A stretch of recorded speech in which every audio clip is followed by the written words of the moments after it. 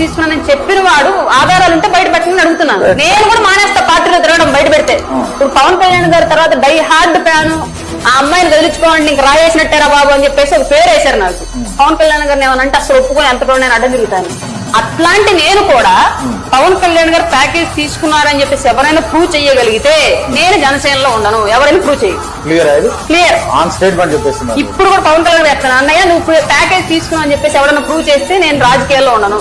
Sure, అంత నమ్ముతున్నారు. 100% తీసుకున్నానని చెప్పిన వాడు ఆధారాలు ఉంటే బయట పెట్టమని అడుగుతున్నాను. నేను కూడా మానేస్తా పార్టీలో తిరగడం బయట పెడితే. ఇప్పుడు పవన్ కళ్యాణ్ గారి తర్వాత డై హార్డ్ ఫ్యాన్, ఆ అమ్మాయిని వదిలించుకోండి ఇంక రాయేసినట్టారా బాబు అని చెప్పేసి ఒక పేరు వేశారు నాకు. పవన్ కళ్యాణ్ గారిని ఏమనంటే అసలు ఒప్పుకొని ఎంత కూడా నేను అడ్డం తిరుగుతాను.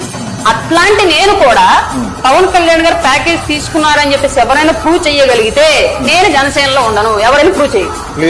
క్లియర్ ఆన్ స్టేట్మెంట్ చెప్పేస్తున్నారు. ఇప్పుడు కూడా పవన్ కళ్యాణ్ చెప్తాను, అన్నయ్య నువ్వు ప్యాకేజ్ తీసుకున్నావు అని చెప్పేసి ఎవరైనా ప్రూవ్ చేస్తే నేను రాజకీయాల్లో ఉండను.